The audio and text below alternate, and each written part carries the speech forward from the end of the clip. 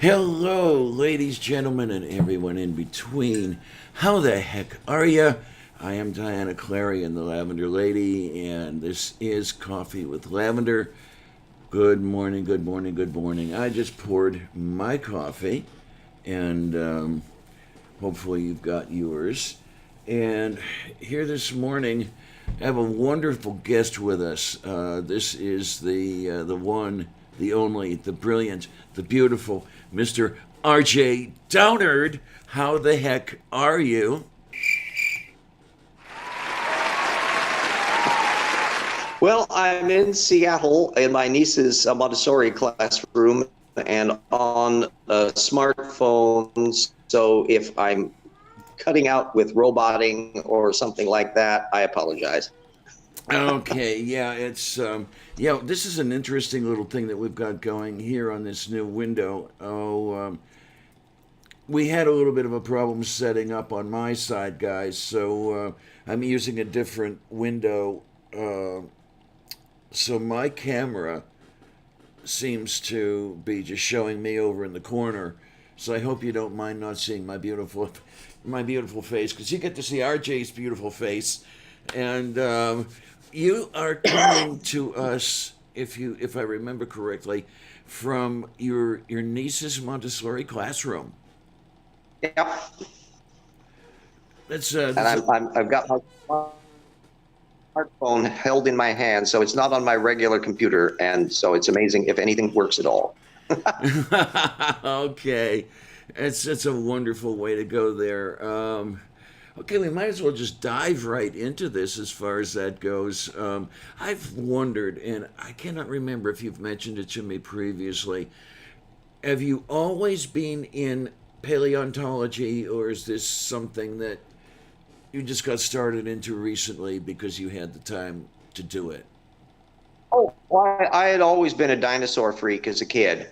And then in the early 1980s, when they started discovering warm-blooded dinosaur model and the closer connection between birds and dinosaurs, that it really jump-started at that point. And that was the same time when young Earth creationism was getting its start.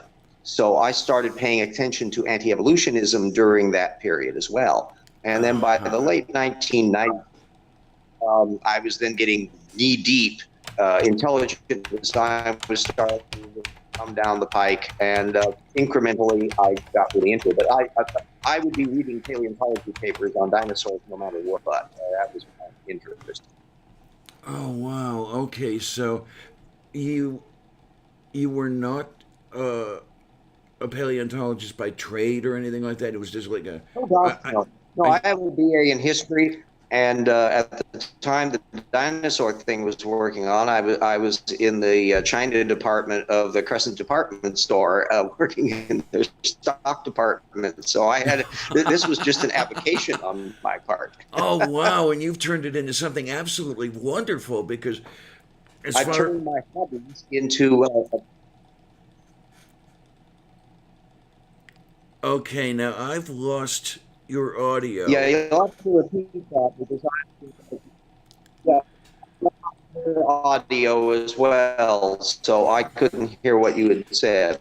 Oh, okay, yeah, because I was saying that yeah, we you lost the audio there for a half a second. We apologize. We're there again. Um, so this whole thing about I love your words as you call them. They're two of my favorite words in the entire absolute world, and those words are source methods.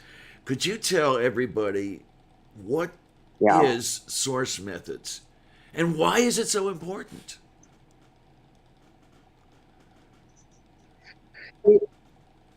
It's the basics of how you go about figuring out what's true and what you do about it. That what you it was ingrained in me. Probably the most influential teacher I ever had in college was my uh, historiography teacher. Historiography is just a fancy word about the history of history. And so I you like it. studied all these different historians over time and how changes in historical perspective. And then you had the core lesson was never confuse a primary with a secondary source. And so the essence of source methods is if you topic, and he's a really good science writer, fine and dandy, they're wonderful. But remember that if he's talking about a science work, you're reading a secondary analysis of the work. And what you want to do ideally is to be familiar with the primary sources, the actual science work, or the original documentation in the case of historical materials. So if we're talking about everything from what was going on in Jesus's time and was there a Jesus, now you're talking about primary sources. How do you tell a difference between a primary and a secondary source? The Bible is a secondary source. It's not a primary source. And so you're looking at to see whether you can find corroboration for things. In science areas and in politics, if you've got people who are, shall we say, challenged secondary sources, you find in climate science, you got people like Senator Inhofe who are addicted to secondary analyses that they assume are true. You find this among creationists. You find this in anti-vaxxers. You find it in anybody that believes something that's really not true. If you scratch their source base, you're going to find out that they have relied on somebody else to tell them what they think is true, and they've never fact-checked it. That's the essence of how source methods bites. And if you make sure that you're grounding things in primary sources and that you understand the difference between the two so that you can tell if somebody is a secondary redactor or not, you're ahead of the game. And it's a game that idiots can't play. That it's not that they do it badly, is they don't do it at all. So the more that people move on to the field of where source methods is required, you see, you've seen Jackson Wheat's videos. Oh, yes. Or Paulogia. Yes. His video. That's all that they do source method stuff. Where Paulogia watches a Ken Ham video or Bodie Hodge and the Georgia Purdom show, and he's tracking down the primary source material and investigating as pure source methods.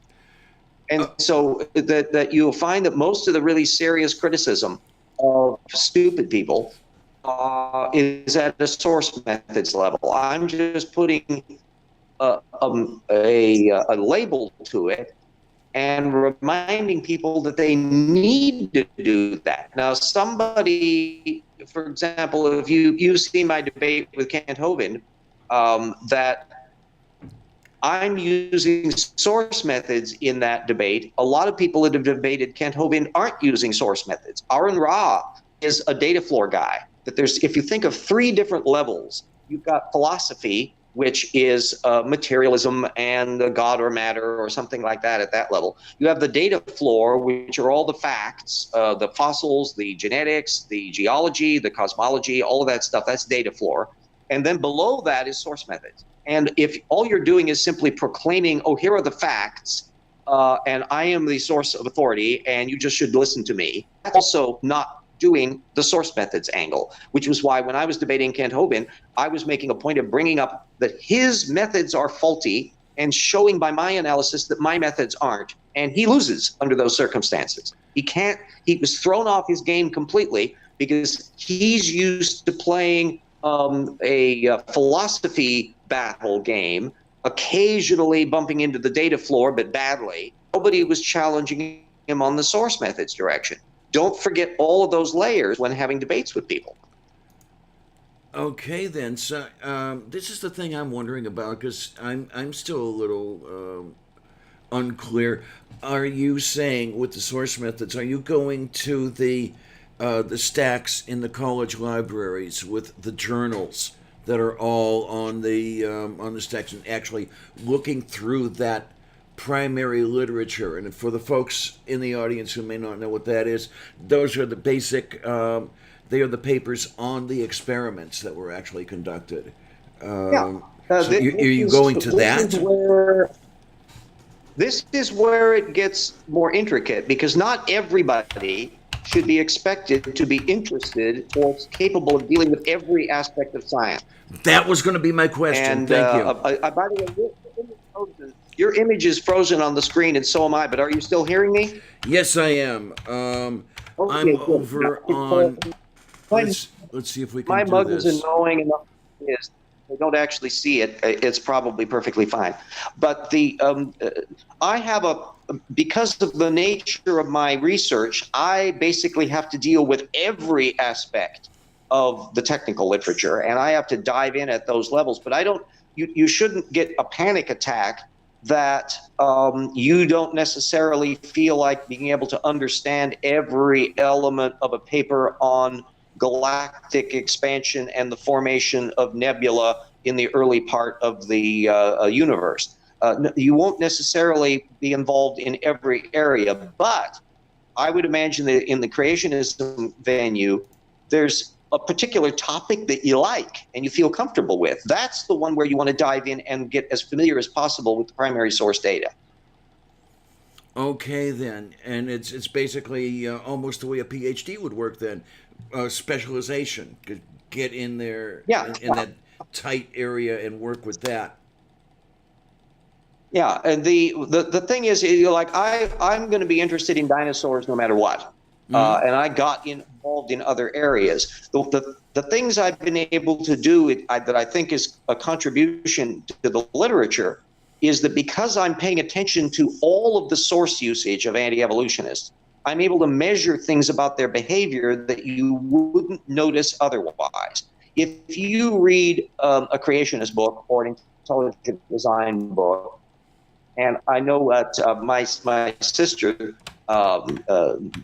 had said, "How the hell can you manage to read so many of these damned Philip Johnson books? They're terrible."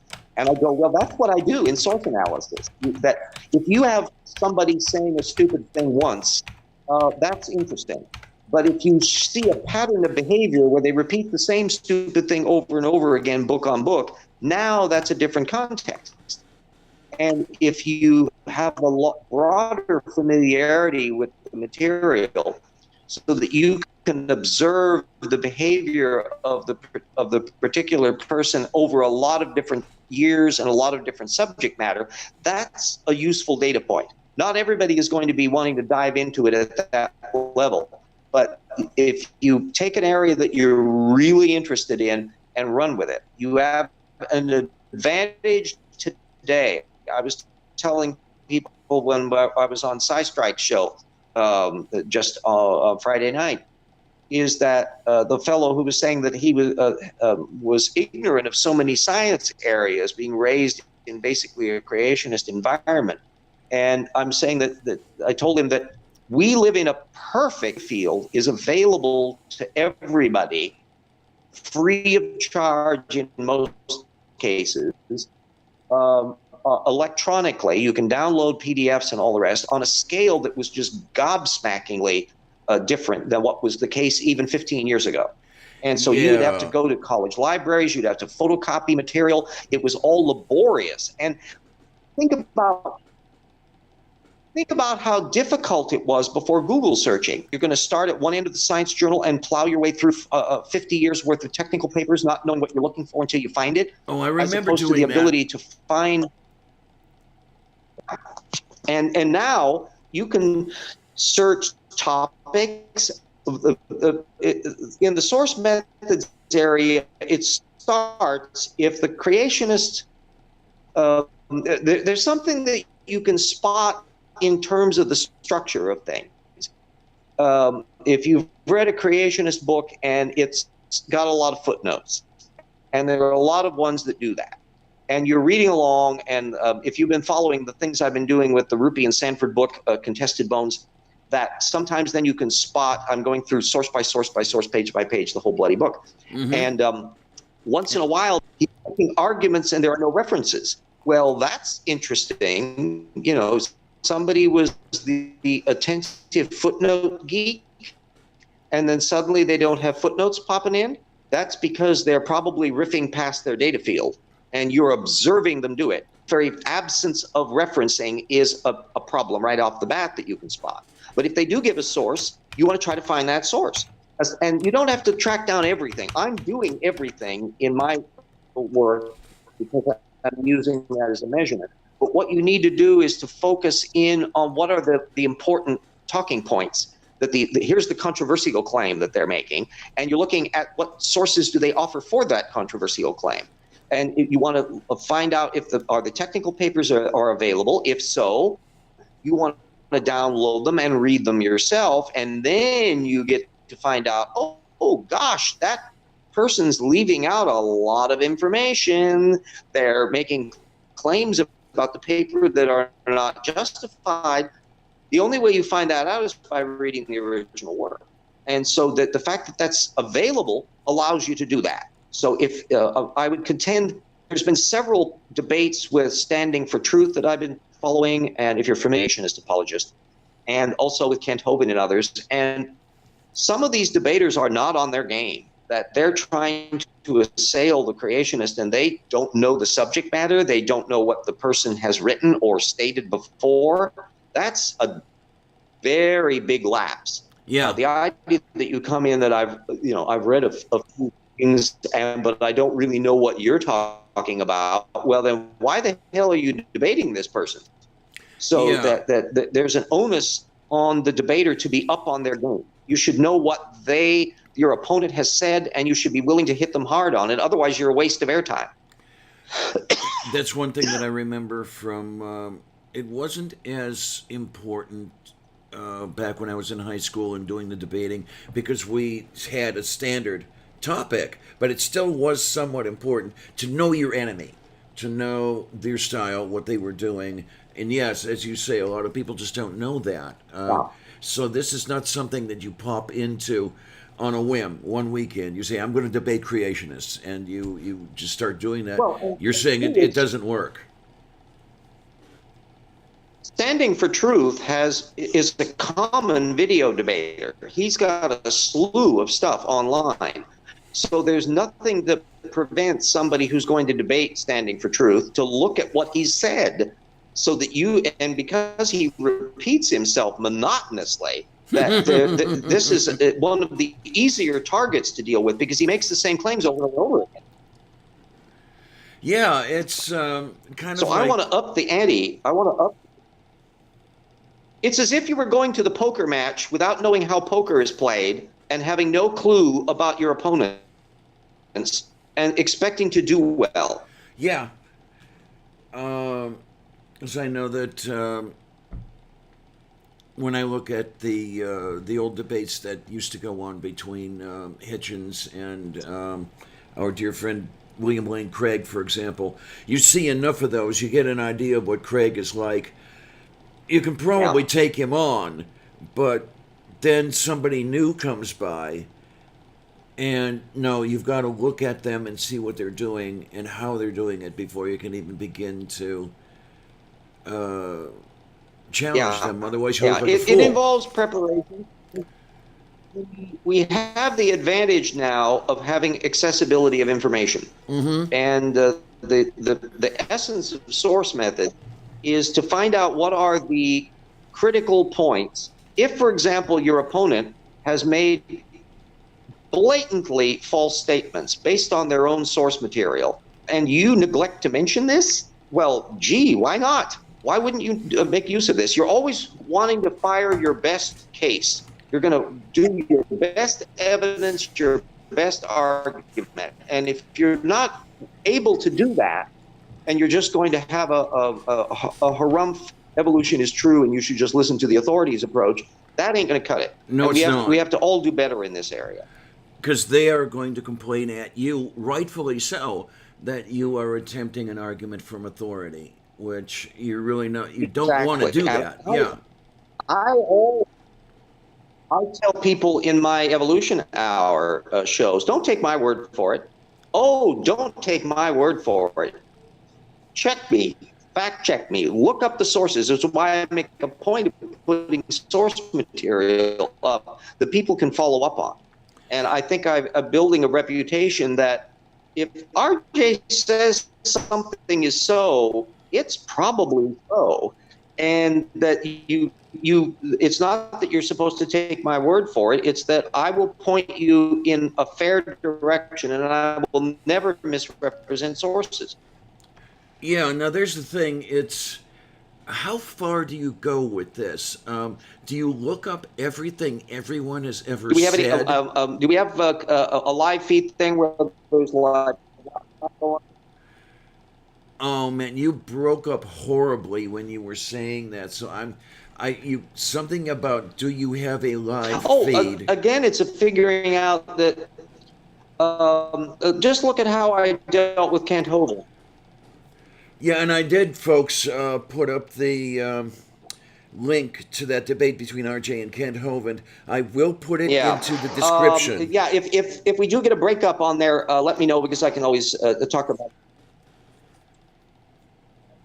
Okay, you just dropped out. You're seeing in my debate with Hovind pure source methods. He made the terrible. Kent Hovind made the terrible mistake of letting me go first, although I was prepared to go second. You have to deal with any option. If it's I'm very open-ended on things, and this is an advantage. Do their format in their way. That Kent Hovind requires a very specialized debating format. Yes. For things. Well, I go, okay, I can adapt around that. Source methods is infinitely elastic. And so what I was doing with him was saying, okay, here are some statements that Kent Hovind had recently made that are head up their ass wrong. And Kent Hovind was displaying bad source methods in that he literally copied a gigantic section of his stuff from a particular source that I linked to. He copied from the notoriously stupid Harun Yahya, the Islamic anti-evolutionist. Yes. So Yahya was a bad source, and I tracked down where he got his source from because I was gobsmacked. Track after track after track of his debate discussion that he had put in this video was drawn verbatim from the Harun Yahya post. And you can use Google to track these things down. One of the tools that I make use of is the authority quote. And the way an authority quote is phrased, if they're a copyist, you can find where they copied it from just by typing out the exact version of what they said. Yes. Putting that in a text search to find out what Google, and that's how I found out where this was from. I was looking up his statements, and I was able to locate it at a 2003, I think, Harun Yahya post, which means it was 15, 16 years old when he was trying to use it, and it was wrong to begin with. And it brought up the issues about Alan Fiducia and his views on bird evolution, and there's a whole bunch of side issues that go on there. And so there's more layers to just the Harun Yahya thing.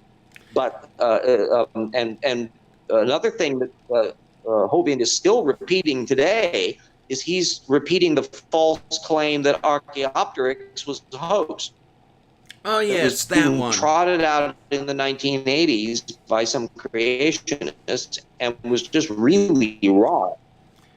Now this is a wonderful thing. I remember, and he's so stupid. He is a hypocrite because he claims when in fact Kent Hovind is the one who repeats claptrap that are debunked, and he's too stupid to realize it. And he did not take kindly to my calling him a bottom feeder, for example. But he is. I don't have to guess at it. I can measure it. I've been following Kent Hovind for decades. I've never seen him come up with an original argument. He all of his apologetics is copying from other people, usually Walt Brown. Walt Brown on his website, he'll even point out, he'll lift up the book and hold it in front of you and says, Walt Brown's book is this wonderful thing, and you can see exactly where he's copied primary source claims that Walt Brown got wrong, that he is repeating as if they were right, and he's never fact-checked them. So if you ask him the question, take out your Bible, Kent, put your hand on it, and swear at imperilment of your eternal damnation, have you ever tried fact-checking any of the claims you copy? And see if he'll answer it. Oh, well, and as you were talking about the copying things, I remember puts him on a defensive on his turf. Yeah, I remember some stories that you have told, and I'm hoping you might want to share some of these with us. Some of the things that you've talked about where you've noticed how blatantly... Yeah, you're breaking up. You'll have to repeat again. Okay, not a problem. How am I sounding now? Am I any Oh, better? that's better. Okay.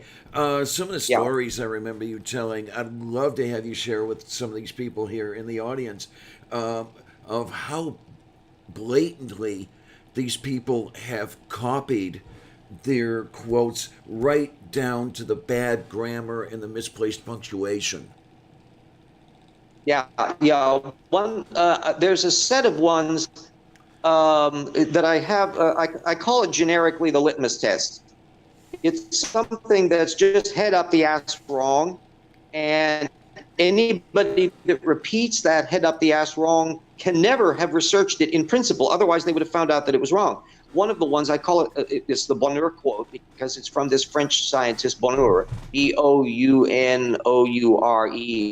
I think, and it's one particular quote that pops up all the time in the creationist literature. Problem is, Bonheur never said it, and so anybody that quotes this particular snippet had to have acquired it from QuoteMine because they could never have got it from Bonheur because Bonheur never wrote it. Yeah, so you've got those sorts of things. You have my Evolution Slam Dunk book, right? Unfortunately, not yet. I'm going to have to buy it for my birthday, which is next month. Excellent. I've run into a little bit of a financial problem here and there, medical costs. Been done So, that. Yeah. Anyway, the essence of the book is pure source methods analysis, and so what I'm looking at there on the reptile mammal transition case is that I had built up a huge data field of what had been discussed by anti-evolutionists over the years.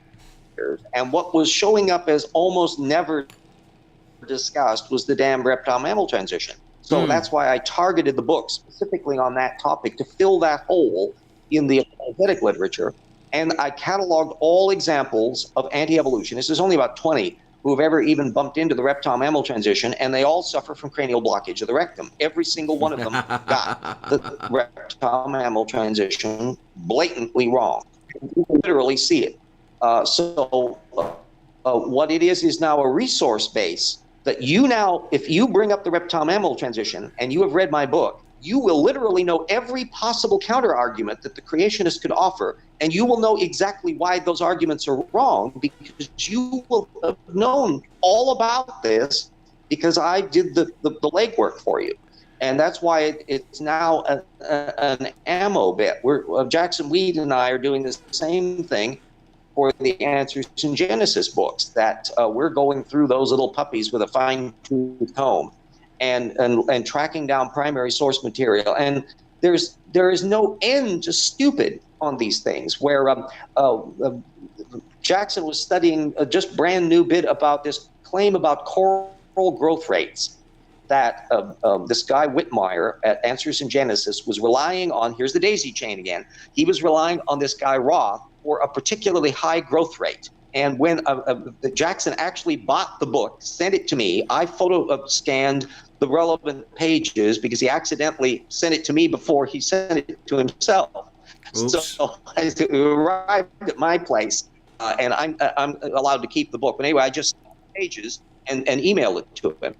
And it turns out a lot of these were drawn on really old sources from the 1930s, and in one case 1915, but amazingly they were available online, full text. All right. So we were able to check the original primary sources, and it's clear Roth was making up numbers out of thin air. And since we did the fact checking, literally in the matter of a few days, what prevents anybody of the creationists from fact checking? What, did their little mouse clicking hand get atrophied? I can't do my mouse. I have a feeling it's a little something between the ears that they don't want to see. Yeah. Well, there's that I've observed. If you download the stuff that I've got up at my TIP website, 3 macroevolutionary episodes, that's a book length work, and the longer stuff in the old TIP chapters, there's about 1,000 pages of all of that stuff. It's a lot of material. Yeah, you're seeing the early stages of analysis. And the area that I was investigating at that stage, as when I was starting on the project in earnest in the early 2000s, I was just starting to dabble in source methods at that level because, for one thing, a lot of the material wasn't available. So I had to track stuff down laboriously. Now, by the time I resumed the project in 2000, oh boy, had things changed. And not only did I have much faster computers and internet and bigger storage capacities, if you look at the old tip work, here's a walk down memory lane. When I did the original tip work on my computer, I had to save the files so that if in case the computer went toast, I had to keep every chapter below 1.4 megs because that was the size of a floppy disk. I could literally not have a chapter that was bigger than 1.4 megs. Yeah. I stopped doing the bibliography for a while because my reference bibliography was getting too close to 1.4 megs. That was when I had only 5,500 sources in my reference bibliography. And you know how many sources I have today? 68,000. Oh, boy, moi. Yeah. I have 26,000 technical papers in my reference base. I have over 9,000 anti-evolution sources. I'm on a way bigger scale than anything that I was doing in the original book. And I can gain, and as Jackson Weed and I are showing, we're being able to gain obscure source bases that would have been unobtainable in 2004, and we can literally get them in a matter of seconds online. And folks, when you were hearing RJ mention the tip work, that's Troubles in Paradise. That's his blog, tortucan.wordpress.com.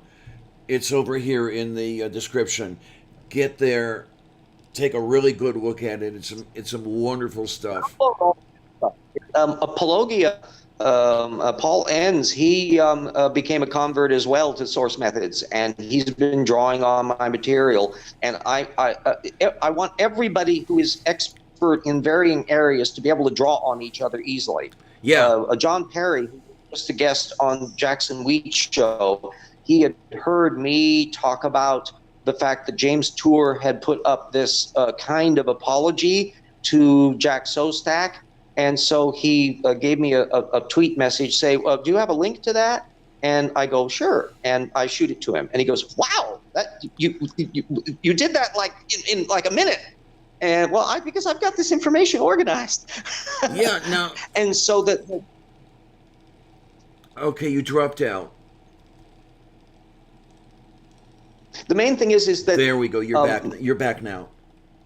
Everybody has an area of expertise in principle, something you love to learn about, and you're going to learn about it no matter what. And you can build a niche of your expert knowledge. And the point is you want to make it available to everybody else. And then you want to draw on everybody else's expert knowledge and being able to know the right people to ask. I've been building up a network of people on Twitter. Very useful. Every time I bump into a scientists in cutting-edge fields, I start following them, or ones who have the scientists who have written the technical literature that I have in my bibliography. I go, okay, and I follow them. That means they're giving me heads up in their tweets on their latest technical work. So I get to be ahead of the game. Do you know how many technical journals I track in my tip work? I'm afraid to ask. I think at the moment I've got 1,600 journals listed. Wow. It's physically impossible to read all of that stuff. Yes, that is true. There's too many. So I hit weekly Proceedings of the National Academy of Sciences and Science and Nature, those three. Those are weekly, and they're the tip of the iceberg for technical material. And then everything else I'm doing because I'm following up on technical points, or I'm getting heads up on incoming technical work from my Twitter network. So I go, ooh, there's a brand new paper that's just popped out in a particular obscure journal that I now know about because of the people who are doing the homework for me. And then I can look up the original material that way. So it saves me enormous amounts of time. I want to build a network of people who are dedicated to being able to fillet creationists who are interconnecting in such a way that there is no way that any creationist can say stupid and one of us in the network can't say, oh, excuse me, this is why it's wrong. So that in the case of that it's not something where you're spending weeks to research something. Why repeat the same effort? Jackson Wheat discovered this when he was talking to me. He had just bumped into a debater, and they were talking about this matter of this old Nature magazine citation about this Proto-Avis fossil. And he couldn't find it easily online. It was the older material. It wasn't in the archives and stuff. You couldn't get the full text, full subscription to the thing. And he was curious if I knew about it. And I go, oh yeah, that's a Proto-Avis case. And I talked about it in Dynamania in my tip postings. Suddenly I saved him. Oh, I could tell him everything about the context of that quote and how Dwayne Gish had misrepresented it back in the 1990s. That's another detail that I have an advantage on, is that I've had a lot of the hard copy books in that evolution slam dunk case, quite a lot of the creationist literature that's of relevance are these older books, not online. And if you're talking about like the reptile mammal transition, that an awful lot of the criticisms of it by creationists were in their books, not online.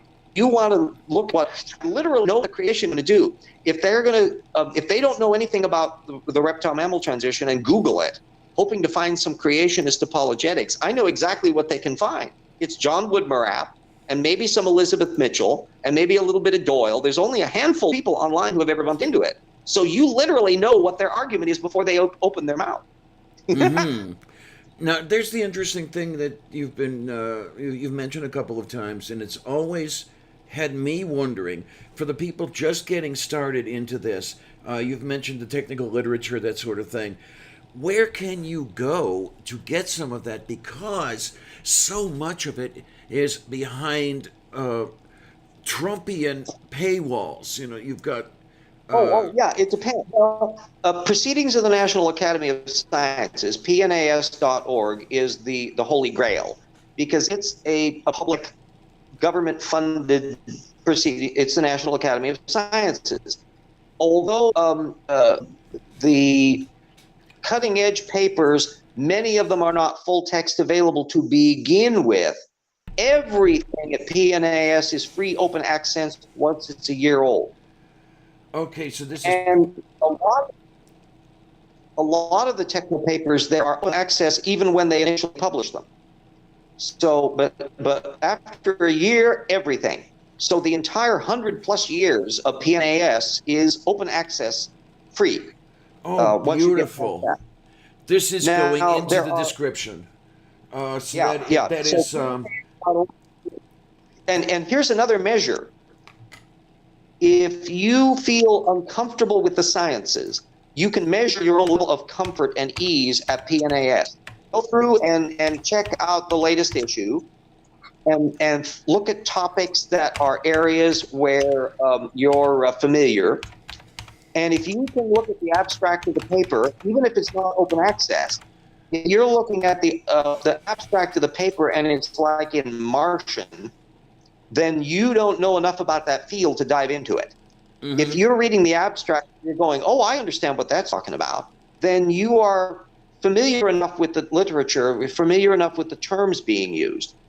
Don't be intimidated even if you don't know the terms, because you can download a technical paper and it's like going into a foreign land for the first time. You may not know the language, you may not know the secret handshakes, you may not know the techniques of what's going on, but it ain't Martian, it's human. Yeah. And you can look up terms, you can Google descriptions, and you can gradually get a grip on the field of inquiry. And I've done it. I come from a historical background where looking at sources is the thing you do.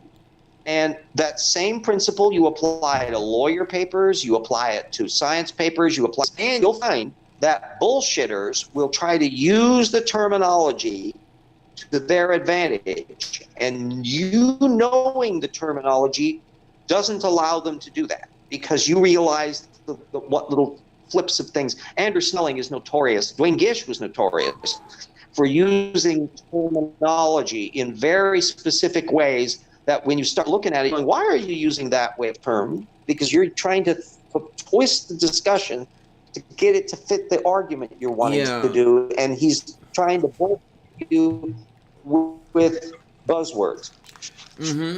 Now, so never be intimidated.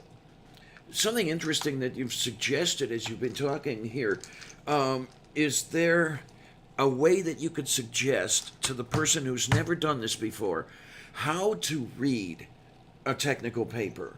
Are there any little tips for people to begin? One thing about science, and the technical sciences in particular, extract literally the take-home point. Summarize the points of the paper right up front, no ifs, ands, or buts. You'll find a lot of scholarly works in the archaeology area or in linguistics or other areas, like if you're trying to dive into some damn discussion of Josephus, that they don't put abstracts up. And sometimes you have to go all the way down to the back end of the article to find out what the hell their major points are. And this paper summarizes it. There's often keywords listed that are the primary talking point elements. And if you're reading those talking point keywords and you don't know what they mean, that's giving you a clue that you can start looking those things up. Google terms. Find out what they refer to. Don't be afraid of Wikipedia. Wikipedia is a really handy resource. It's not a destination. Don't rely on a Wikipedia material as your documentation, but it's a gateway to the documentation. And you can use it as a handy way of finding out, sometimes in a negative way. I'll look up a particular fossil. And I look up the Wikipedia thing, and it's got a very brief description and no technical citations. Ooh, that's a sign that it's a brand new thing, and there may not even have been full technical papers written up on it. So my attitude towards that is different than one that's got a huge, long Wikipedia listing with dozens of technical papers, because there's been literature already come out about it. So if you're familiar with the term meta, the meta level, meta-analysis, that's the same notion, is that you're looking at the structure of something to tell you about the nature of the thing. Yes. So if you find that nobody has written on a topic before, or just in writing this new book with Jackson, there was a case of orphan genes. I did about like a 10 or 11 page thing. I just finally sent it to him. I've been working on for the last couple of weeks. I'm going, I got to finish the orphan gene. I can finish the orphan genes. Those are genes that are seemingly appearing out of nowhere. They don't have an obvious homology somewhere else, and the creationists latch onto this. So, it's because they were designed. Are you sure about that? Yeah. Anyway, it turns out there's an awful lot of misrepresentation. Jeffrey Tompkins and Paul Nelson and Cornelius Hunter have got their heads up their ass on this one, and I'm raking over the In one case, Cornelius Hunter even directly quoted the wrong paper. That the link at Evolution News was to the wrong paper. And so I tracked down using Google search. I looked up the quotes. Here's another really useful thing. Learn to type precisely. That when you want to look up things, you can do it by a variety of ways. If you want to try to get full access, we were talking about accessibility for science and nature, and some of these ones that are behind paywalls. Mm-hmm. Step one, type the whole title of the paper into Google search and see what comes up. You'll find umpteen different examples of where that thing, and you'll see where it shows up at Science Magazine, and then, ResearchGate. Okay. Click on that. Download paper. If somebody has posted it, one of the authors has posted it at ResearchGate. If it says request text, it means nobody's posted it, and you're screwed. Another place to look that may pop up is Academia EDU. Those are ones where by definition they've been posted. So that one of the co-authors of the paper or somebody in a team has done that. Another place that you can find full texts are in a lot of college courses where they post at their websites the technical papers that they're discussing in class, and the whole text is a PDF there. Sometimes the professor who has written the paper has open access links and PDF versions of that at their websites. So hunt around for stuff. And even though technically the journal Science isn't open access, that don't mean the paper isn't available somewhere free. Yeah. Now, do you remember offhand? And as somebody who doesn't have a hell of a lot of money, I can't afford to buy it. Yeah, that's okay. You dropped out, so let's give it a little bit. What did I? Okay, I'll here you're say back. again. You dropped out right about where you said for somebody who doesn't have a lot of money. Okay, Yeah, that the advantage of being poor and curious is that I'll tell you from my own direct experience that somewhere in the neighborhood of 75 to, so that it's harder now to find a case of a paper that I can't find somewhere open access. So if you're doing source analysis on somebody, you'll eventually, sometimes there'll be dry wells where I just can't get the original of this damn thing. But sometimes you can work around it. And typically, creationism is a gold mine case. If something's stupid isn't, you can't track it down in case number 1. Go to case number 2, where you can get the technical literature. That there'll be more than enough opportunities. If somebody has a bad method, they're going to show it over and over and over again. So if you can't find it documented in one instance, you'll be able to probably find it in another. And if between Jackson Weed and I, because he's in a college institution, he has access to some things that he can get through JSTOR and some of the. Oh, that's another one, JSTOR, JSTOR.org or com, one of those two. That's one where most. Yeah, it's a scholarly site where even if you have to pay to get the full text as a copy, you usually can read free online the original paper. So, and sometimes there's limits as to how many you can do a month and things like that, but there's lots of different rules. And so there's no excuse for the creationists not being able to have gotten original material in most cases, and therefore there's no excuse for us critics to get to the primary sources ahead of them. Now, one thing I do want to mention to folks over in the audience, and maybe you can fill some of this in for me as well. When you're reading a paper, please try to not stop reading the paper as soon as you see something you like, because I don't know if you've been following this, RJ, the entire hoo-ha that's been going on with the trans women in sport. There's a paper that's been cited many times, which doesn't even cover the question. It's a secondary paper that took. And that's another matter of remembering. Also, some people can be doing air quotes technical paper, but they're in specialized journals. That's another bit of a pecking order. Jerry Coyne, if you followed his stuff on why evolution is true, has gone into this a lot. It's one of his. There's a difference between the higher level journals and some of these ones that are basically predatory journals that basically it's pay for play. That people will pay to have their stuff in there, or that they're one. That's where a lot of the wacky side stuff. Jonathan Wells and some of these people will do papers. They got in some of these less reputable journals that would be okay if they're taking this paper, and sometimes even then it blows up in their faces. But remember, not all journals are created equal. Right. Ones have equal standing, and so air quotes peer review isn't necessarily equal. Then another matter is don't be shy about dealing with the wackaloons on their own home turf.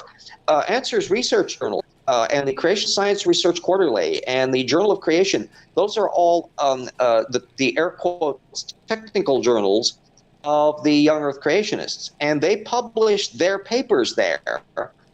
these are the papers they would try to publish in regular science journals if the science journal people had a full frontal lobotomy and didn't have any standards. The point is the creationist thinks this is their science.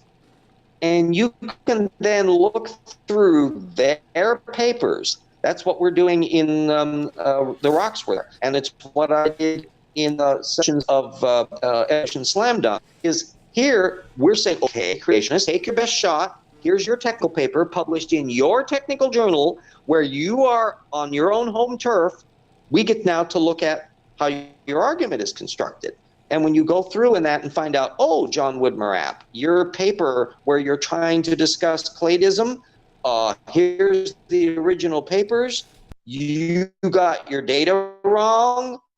You're overlooking material. You're flushing stuff down the drain. You're representing the sources. You're doing bad work. And that's on their home turf because you're reading their presentation. They're screwing up on their level. Some of the things, there's one example that Jackson Wheat found it hilarious when Todd Wood had done a book in 2008, and it turns out it's not fully accessible, but a huge excerpt of it was posted online. So I was able to see like the first 80 pages or so of it, and it got into the section on bats. And there was a matter of one of the bat families that he decided to do a baraminology analysis on. And he said, I'm excluding all the genetic data. Okay. Shoe drop. Not some of the genetic data, all of the genetic data. Wow, that is totally amazing. You're supposed to do a full genetic analysis.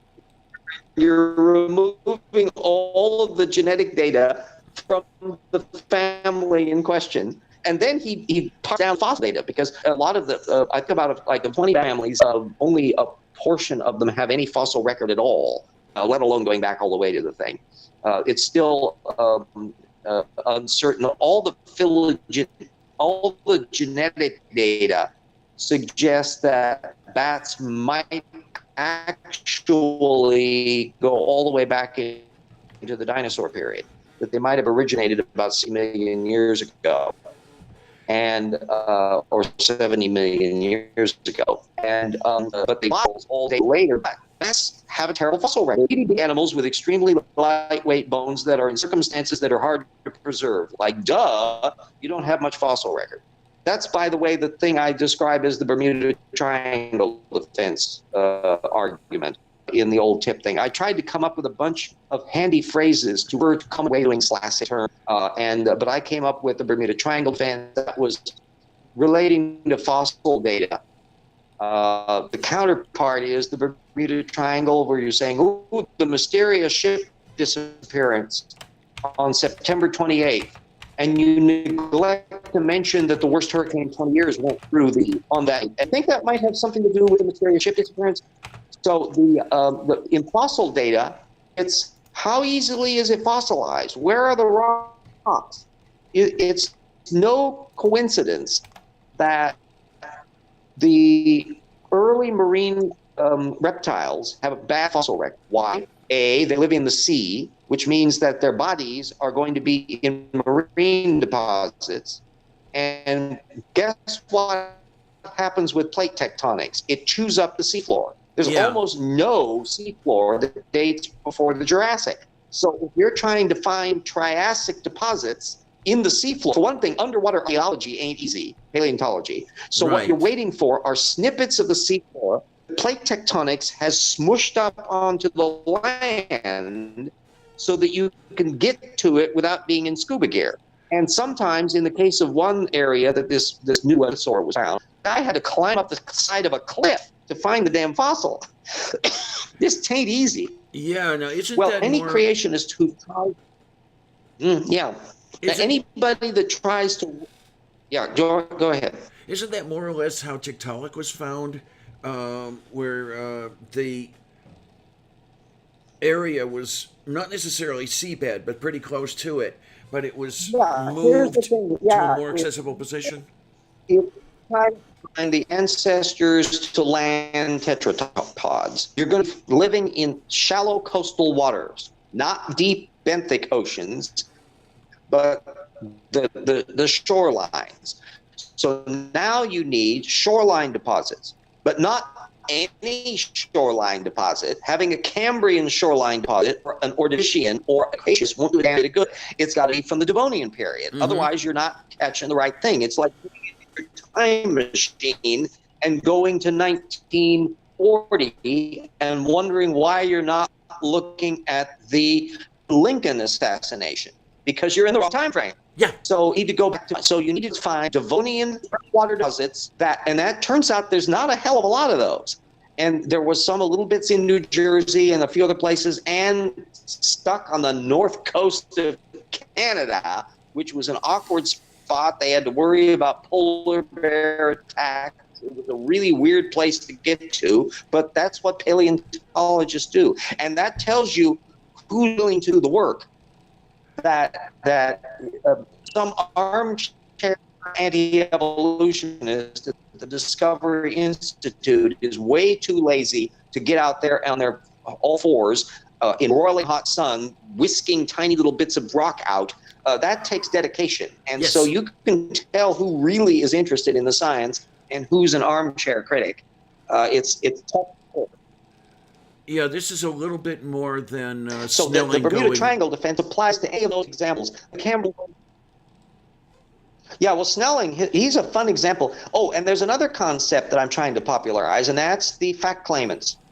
That there's only about 60 people in anti-evolutionism.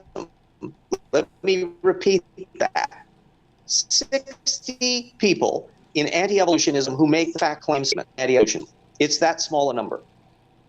Remember, I've tracked thousands of anti-evolutionists with like 9,000 sources, but only 60 of those people are ones who are making primary source fact claims. Andrew Snelling is one of them. And okay. So Ken Ham is not a fact claimant.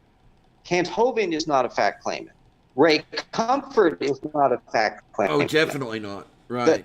The ones who are the ones who are often the point people for creationists are not fact claimants. They're secondary bias. They're copying often at 4, 5, 6 hands. One of the examples for the intelligent design movement that I loved, and I mentioned this, I think, in chapter 5 of either 4 or 5 in the old tip book, and you can download all the PDFs on there. But there's a guy, Rabbi Daniel Lapin, I think is, or Lapine. I've never heard the name pronounced, so I literally don't know how it's pronounced. He's an associate of Michael Medved, the film critic and hyper-conservative who's out with the Discovery Institute. How all these things connect together? Anyway, Lapin wrote a book back in the 1990s, and he happened to mention another creationist book by Gerald Schroeder, who is a Jewish physicist who tried to argue that the Genesis creation days were really true, and he had a logarithmic scale where he was putting the geological context in, and it was a terrible argument. But anyway, Lord, yeah. So Daniel Lapine is secondarily quoting and misreading Gerald Schroeder's version of a John Horgan article about Ernst Mayr on the issue of human evolution. So that's one hell of a game of telephone. Oh, yeah, because it turns out Horgan was misrepresenting Ernst Mayr, and Gerald Schroeder was misunderstanding Horgan, and Daniel Lapine was misunderstanding Schroeder. So they were miles away, and not one of them apparently thought to read the original Ernst Mayr. Uh-huh. Oops. Yeah. And so the daisy chains are really common, sometimes not quite that elaborate, but you still get a lot of secondary quoting. And your secondary redactors are all authority quoting. They're secondary copyists. So Kent Hovind is exactly like what Daniel Lapin is doing. He's reading something that he wants to be true, and he's copying it, and it never dawns on him to fact check it. So what the source methods person is doing is fact checking it. Yes, and absolutely. It's plus it's another issue is scholarship is a contact sport, and there is nothing. You think a quarterback getting tackled in football involves high impact. You see nothing until you start dealing with how deep scholars can. And it's fun to see some of the things that can go on in the technical literature between various camps on geology or history or others, or mathematics. Holy moly! You think that there's, you can either prove it or you can't, but there's some hissy fit disputes that mathematics at times. So human beings can be contentious, but eventually the dust settles. Another thing, an important lesson for source methods: don't jump the gun. Don't ever use the damn press release. Right. Because this is new material. Wait for the dust to settle. Wait for the paper to appear. Wait for the criticism of the paper. I was going to say, yes. Find out where the thing is landing. That takes some time. Refrain from desire to think. Case in general point. principle can be in anything. Well, this pops up in the one paper that came out about supposedly Are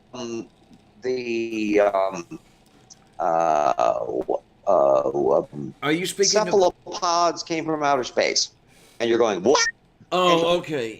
Yeah, the was wacky paper that was put forward, partly co-authored by Samaring, who was the guy who was associated with Fred Hoyle. He's still spreading gum. Yeah, well, to this day and age, and he was in oddball journal. If somebody's in bed with Fred Hoyle, you've got to wonder. It sort of quickly made the rounds on some of these things, and then quickly got.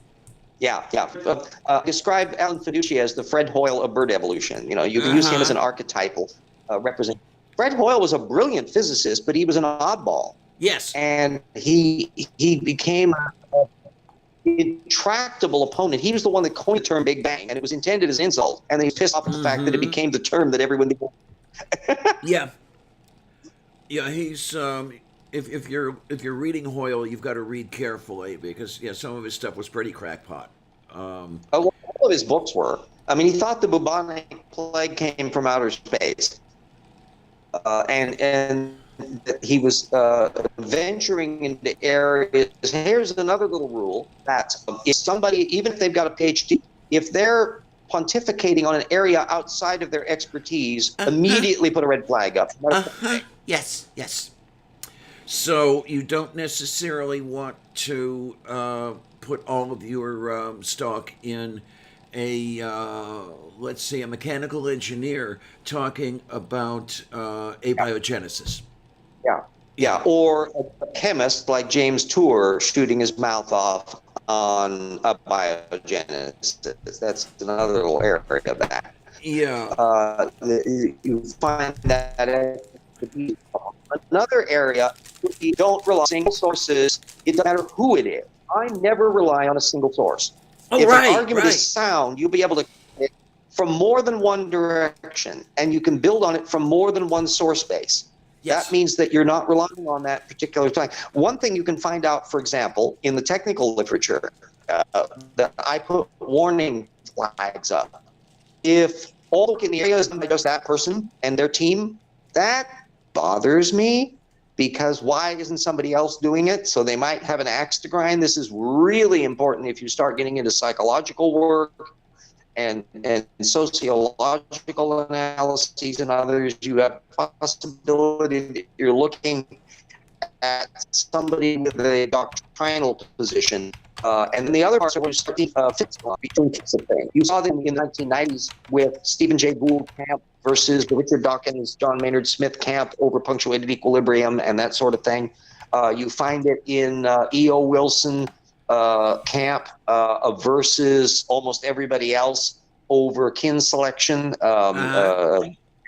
There's a bunch of these things that yes, they've got technical degrees, and they're not trivial. but they've also got a particular perspective that they're looking at, and if they're skewing the data field to arrive at a particular position, you need to know about that. So don't presume. Don't if you join an LA Tech, always put grains of salt around it and little question marks to find out what's the context of this. The older the paper is, you want to see whether or not how did it fare. So one thing you can see from a source methods direction, a real basic rule, is if somebody trots out a paper and, it's from 1985, and they're doing their thing in 2013, that's an old paper. Don't cite things recent. Well, maybe it can't. And that's a dead giveaway that that you'll find. Andrew Snelling will offer some of these little hobby horses that he has. And you look at the reference, and it's from an 1850 book. Yeah. And you're going, what? Uh-huh. Like there's been 1850 on this. And it turns out, there's been geology on this since 1850, and you find out why he wasn't recent source on it. Oh, who was it that we ripped so there into? is just a matter of hunting up the. Okay, you kind of dropped out a little bit there, so there you're coming back. You're coming back now. Who you were referring? What you were referring? Yeah, I was. Yeah, I wasn't saying anything. I was listening to your question. You dropping out. Okay, I was saying, yeah, who was it that we ripped into on movie night a little while ago? Who was citing books from around the time of the Civil War in the U.S. or maybe prior to that, from a couple crackpots that were writing, say, in 1860 or something like that. Some of the flat earthers draw That's really it. old material if they're not drawing on tubes, because that was some of the seminal. The guy that supposedly proved things about lighthouses that some of the people after the ones that Alfred Wallace opposed some flat earthers back in the 1850s, spent a whole bunch of time on it, had to pay court costs and stuff, and it was a wash, and it shows you the dangers of those sorts of things. But one of the principles I've tried to use in my debating things, and there's a big debate over whether you should debates with creationists, and I would say the following. One, you know your opponent, so you know all of their tricks. You're willing to structure your argument so that you can deflect and dismantle those smoothly, real time. And you know your material so well that they can bag you. You have a case designed absolutely ironclad. You're going to drop anvils on them. Mm-hmm. And from the source methods direction, you always remember to undermine their bad sources. You want the audience to know. You're never going to persuade Kent Hovind that he's an idiot. Right. He's a Tortugan. He deflects. You can appear to be an idiot and throw him off his game. The thing that was I was very proud of how I threw him off his game. That if you look at the average Kent Hovind debate, he has a rote routine, and he comes in with PowerPoint, and he throws his material out, and he ends with call to come to Jesus. He didn't do that with me. I threw him so completely off his game that even though he had spent half an hour loading his goddamn PowerPoint up, I was watching 4 hours. Never used any of it because I threw him off his game, and he never even had a call to Jesus at that. How discombobulated does Kent have to be not to do that? Well, I discombobulated him. Yeah. Because I was coming at him from a direct, not offend. He could, and so he had to try to tap dance around the fact that he is a terrible scholar. And I was literally hitting him on a thing, not something a long time ago, but that he had just started the previous December in his one of his own videos. So I'm hitting him on recent material. And he's not very good at reacting on that stuff. And I would contend that you want to get the Tortugan off of their comfort zone by forcing them onto source methods. Every time I interact with Standing for Truth, I keep on asking him, please tell us, do you try to source check your material? Well, I know he doesn't do that. And so he can't answer that question because either he would have to say, no, I don't, and that doesn't look good, or he'd have to honestly say that he doesn't do that. But he, realizing that he can't lie, he oddly won't. That I think most creationists are honest people in that they will not bear direct falseness. So if you ask them a question, force them to do that, they just go into deer in the headlight mode and figure a way to deflect around it. You find that in Tortugan behavior all the time, to where they won't overtly lie, they'll change the subject and not answer the question. And you find Donald Trump doing that, you find ideologues of all types doing that, you find creationists doing that, and you get that little deer in the headlight moment where their brain is trying to figure out how to get them back onto the turf. And you must not let them pass unnoticed on that, to where you can say, excuse me, but you didn't answer that question. And I know why you can't answer the question, because the answer to the question won't look good. So you have to deflect and make that a talking point. And so it's not that you're going to persuade them or their followers. Matt Powell was still praising Kent Hovind on YouTube in my debate afterwards. He was saying, oh, Kent just completely won that. And you're going, what? They're going to be, they've swallowed the Kool-Aid, but there are going to be people watching the show who may be fence straddlers, and you want to have them come away with it like, holy moly, that Kent Hovind didn't do well. Yes. I'm going to start looking at stuff that this Downard brought up. And there you planted the seeds. Yeah, and there's the big thing. You don't try to convert the big names, the Hovinds, the Hams, the Comforts. Yeah. You go for the people they are trying to reach, who, as you say, haven't really made up their mind on anything or haven't been indoctrinated enough or convinced enough, and get to them first. And if you can show them that you've got the good logical method going. And if you're not comfortable in rough and tumble combat verbally, this is not the thing to do. And if you're mousy, you're not good with memorization, you're uncomfortable in front of a camera, don't do video debates. This is not your venue. Craft something else. Double entry bookkeeping. Do something. Make yourself useful. But I have the advantage. I had theatrical training, and I'm fairly quick, as you've seen me on Side Strikes. I'm pretty good at improv. Yes, did you see the brilliant. His tour of the Ark Encounter? Yeah. And my comments on that? None of that was scripted. Oh, my. Everything that you see was improv. You are much better at improv than I ever was. So that mattered that we spent like an hour and a half, and he just recorded me live. So all the bits on the accents and the side comments and all that stuff, that was just on the fly, because I know my material, and so. And folks in the audience, if you haven't done it yet, you have to listen in to one of Strike's movie nights. When RJ gets started with the voice acting, it is absolutely wondrously beautiful.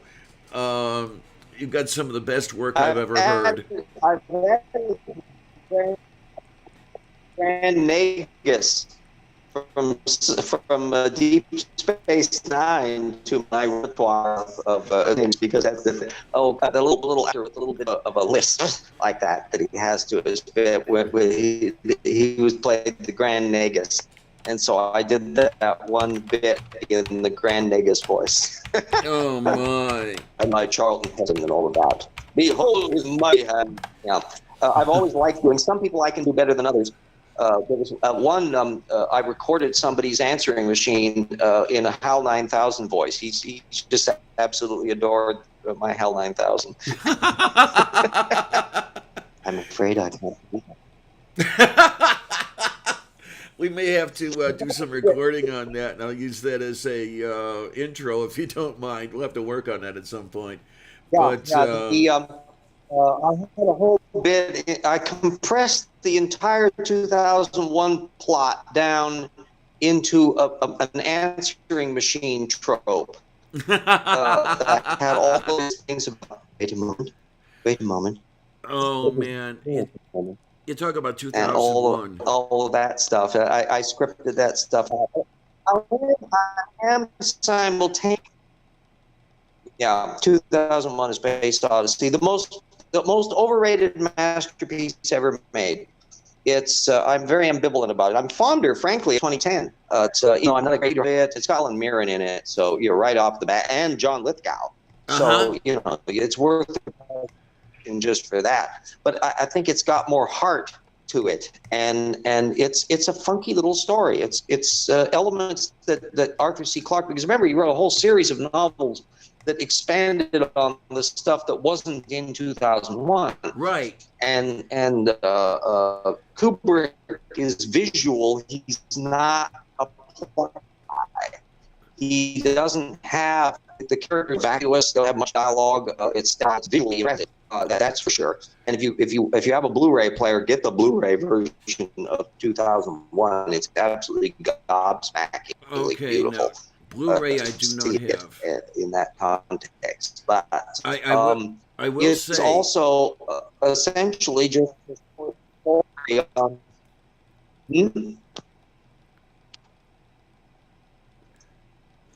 Okay, I have silence from your side. Is it because you're not talking, or is it because you've fallen out? Yes, what will you say? Oh, okay, yeah, because Well, I don't know if you stopped talking I was or waiting if for you to say what you were going to say. Oh, we were oh. talking 2001 here. Yeah, the whole we thing should probably get back to source. the whole thing about 2001. I couldn't make head or tail of it until I read the damn book. Isn't moving. I read the book when I was let's see now, Yeah, 15. there was, and even there's some elements that Kubrick is not. Okay, now James Cameron I admire because he's really good at. James Cameron is very good at putting the background context through the characters. Kubrick is a visualist, and so everything. How many people, when they see 2001, have foggy idea when the moon goes up and turns into this little space satellite, the Blue Danube, that you see a bunch of these little space satellites orbiting the Earth, and you have no idea what the hell they are. And it was Arthur C. Clarke in the book version and the commentaries on it that said, no, those are orbiting bomb platforms. And that maybe he would have explained more if they had stuck with the original storyline, because the original storyline was when this shows up, he detonates all of those bombs and gets rid of them. And then they thought this was looking a little just like the end of Dr. Strangelove, so they junked that and didn't do that in the film. And then the other detail is that I think here's we're going to geek out on the details of things. There's a video that you can see online that shows you the Alex North score to 2000. Alex North music for 2001 that we were using, and it's one of the notorious examples of Kubrick being a prick, because Kubrick had done Spartacus, and it was Alex North's masterpiece score for that, and North was hired to do the music for 2001. And they went through, and he goes to see, he's already written 5 minutes of the music for the two of you with Kubrick as they're seeing the cuts and stuff, and none of his music is in. It's still the temp tracks. And it's only at that point that he found out that Kubrick was never intending to use any of his music. One of the notorious bits of screw up. And Jerry Goldsmith in, I think, 2000 something, he was an enormous admirer of North, and he recorded the music to 2001, and I bought the little CD of it. And what I did was then create a performing version that I did with VHS and a beta tape that I would run simultaneously. And I created a performing version to see what the music looked like in the original movie. and it's a very different movie with North's music put in. The space station sequences are very different because it was very perfunctory. And in fact, if you looked at the length of North's music, the space station sequences, it's shorter than the version that's in the finished film. So that means that the cut that he was cutting the music to isn't as long as the one that's in the finished movie that fits the Blue Danube. Mm-hmm. So I had to edit out stuff to make it fit North score. And some of the things I'm sure were added at the last minute were those damn orbiting bomb platforms, because they're cutouts. They're not dimensional models. They're two-dimensional pictures that are moving across the screen. And so I think those were quickly done, because when you look at the Orion and the space station, those were models. And they were photographed as models. Not the way that it was with the other station. The other one that was when they fly to the moon, the other half is also shorter in the North version. And so I had to eliminate some stuff, including the goof. She goes, ooh, microwavy thing. And then she does a 360 degrees walking upside down and goes into the captain's compartment. Yes. If you try out interior of the ship is, they've just made a mistake. There is no possible way that pilot's compartment can be perpendicular at that location at that point. She needed to go through the top door to point it straight up so that she goes through the correct door and then cut. And so by those tricks, I've actually trimmed it down to fit off music that was in the other film. But anyway, the thing that's really different, we're way far away from source methods. You know, your audience is going to be completely confused on this. Oh, that never happens on my show. the Dawn of Man ape sequence is way in the North version, because North music conveys that these are near extinction. They're in a desperate environment. And none of that ever came through in the Kubrick version. All the times I saw the movie, it didn't dawn on me these damned apes are nearly starving to death. And in North's music, it hits you like a ton of bricks. It's very, very different food to it. So it would have been a totally different motion picture. And I think the Blue Danube sequence is one of the most memorable ones in there. And so it's really better, and North's music would have been, but it's also longer. Anyway, so enough of 2001. Back to source methods. The take home I want everybody to have is don't feel intimidated by sources, no matter how technical they are. You can read general summaries of things, in evolutionary things. Find good commentators who can talk about technical issues. Phil Plait in Bad Astronomy. Carl Zimmer is one. Ed Wong. There's an awful lot of wonderful science writers who describe cutting-edge technical literature, and they will be doing commentary pieces on current literature that will do this. Another one area, there's a whole, if you move to the next level, there's current reviews or annual reviews things, annual reviews of genetics, annual reviews of so-and-so and so forth. These are ones that are written for technical audience. They're also summary pieces. They're 7 notches above Scientific American. Oh, that's another one. Scientific American, they have commentary analyses that are written by X Field that are basically stepping back and saying, here's the perspective as of current. Yeah. And so Scientific American, Science News or something like that. So learn to find venues that can allow you to get entree into the things. And if you do see technical argument, if you're somebody on issues where technical issues are going to come up, especially if the creationist, in the case of creationism, is prone to technical arguments. This Standing for Truth guy brings up technical jargon. He talks about created heterozygosity and the Neanderthal DNA and so on. Well, he's bumping into technical literature, or rather, he's bumping into the technical literature as presented in creationist arguments that he's copied slavishly and never fact-checked. So if you know what his arguments are, and he's mentioned them over and over again, you can look up the creationists, and then you can look up the technical literature. If those are areas where your eyes are glazing over with technical terms, you probably are not the best person to date standing proof. But you've educated yourself, so you know what those terms are. You know that created heterozygosity. Does that mean that Adam and Eve had ALUs? How many of them are there? Now you can talk on his turf and throw off his game because you know his argument, because you read his sources, and you know what they didn't mention, which means you're ahead of it. Mm-hmm. And one thing I'm curious about is your opinion of if somebody wants to go for some of the basic terminology and the fundamental knowledge. Is it a good idea to go to, say, a Paleontology 101 textbook, maybe an edition or two ago, so you can get it cheaper, and start there so you can get some of the terms going?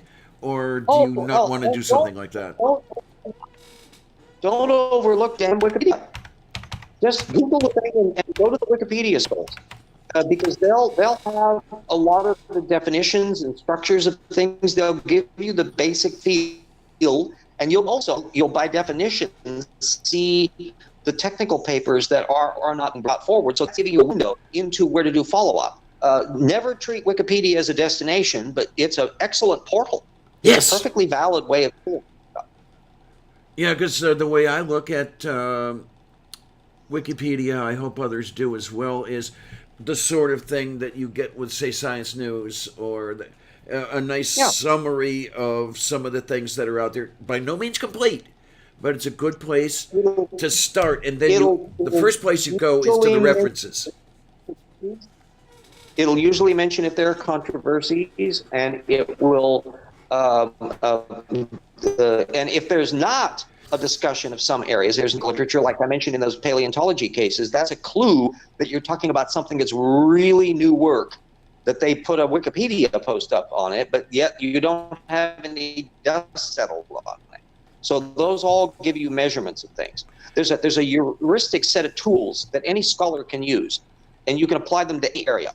One of the things that I found when I started to read legal papers that pop up in some of the creationism and religion cases, is that it didn't literally occur to me till I did the debate with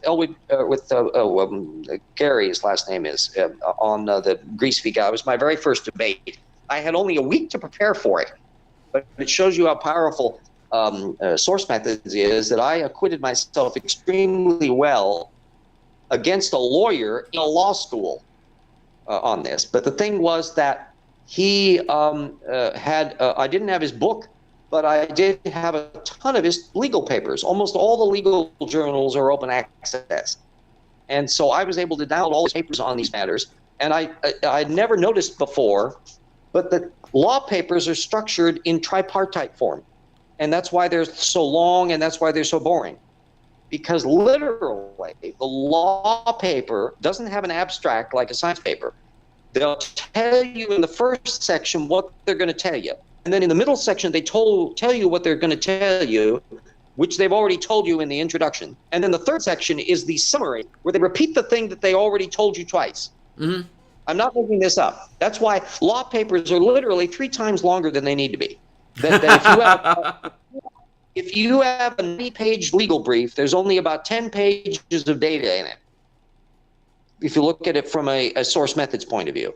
And so I found, now I understand there. Okay, that's why it's so boring and repetitive. That's the structure of how they construct legal arguments in that venue. And there's a whole bunch of secret handshakes as to how they cite things and the way of precedents and all that other stuff. And on the weird issue is, you watch Wait, Don't, or I should say listen to Wait, Don't Tell Me on NPR? Yes, I love that show. Yeah, I've noticed that Supreme Court justices do terribly at the not my job game, where they will be asked questions about stuff, and they're really often terrible at figuring out the answers.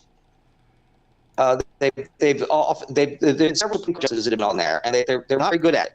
But you know who were good? Gwen Ifill, the late reporter from NPR, she just could home in on the truth instantly. Damn good reporter. And often rock musicians who are often way more. There's that rock musician, there's a physicist, and there are a lot of often they have an intuitive sense of the right thing, and they home in on things surprisingly well. So there's another meta level about you can measure the dynamics of how people deal with incoming information and use reason or not in ways that sometimes will bloody well surprise you. But remember, the lawyer's world is weird because it's not about what's true, it's about what's legal. It's about what the law says. If the law says that elephants are a form of asparagus, then they will tell you of the tariff law, asparagus under the elephant regulations. It makes no sense, but that doesn't matter. That's what the law says. And so that's a different environment than what you do in the science department, or ideally in history and other areas, where the object is to actually get it right. Yeah, it's not what the law says, it's what's true. And so you have a different set of standards under those circumstances. And the other thing I've noticed, and I'm not talking at the moment, so my battery is not 40%. At what time? We're at 10:32, so we've gone an hour. We've gone about 90 minutes. Here. Yeah. I hope we've not. Oh, I don't mind. I don't mind going long. So everybody has got. I think everybody needs to have the take home for source methods. It's not magic. It's not something that's alien. Just think about it. You go to buy a new car, and you go and you pick up the brochure, or you've seen the advertisement for the car, and the car brochure gives you specs and details about color options, and it's telling you how fabulous the engine is, and it's all this wonderful stuff. Are you going to assume everything in there is the whole story? Well, not only am I not are you going to research? Yeah, not only am I not exactly. going to assume that they have the You're entire going to find story. out what kind of repair.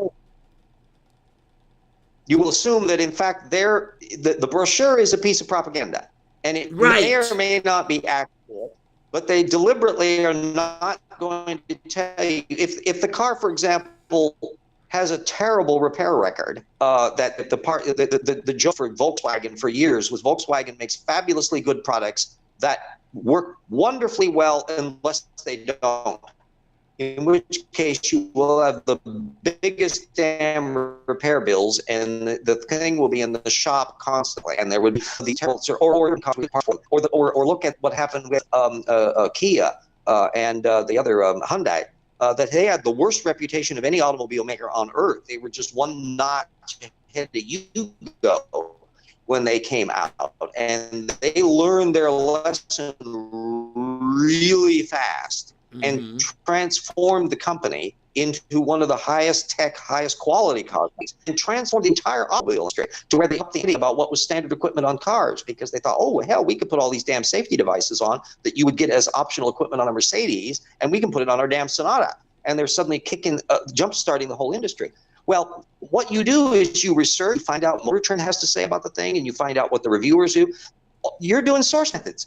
You're not taking people's word for it. You're doing the thing that you're learning by experiment, you're learning by experience, you're finding out what opinions are, you're testing things out, you're trying to find out what the facts are.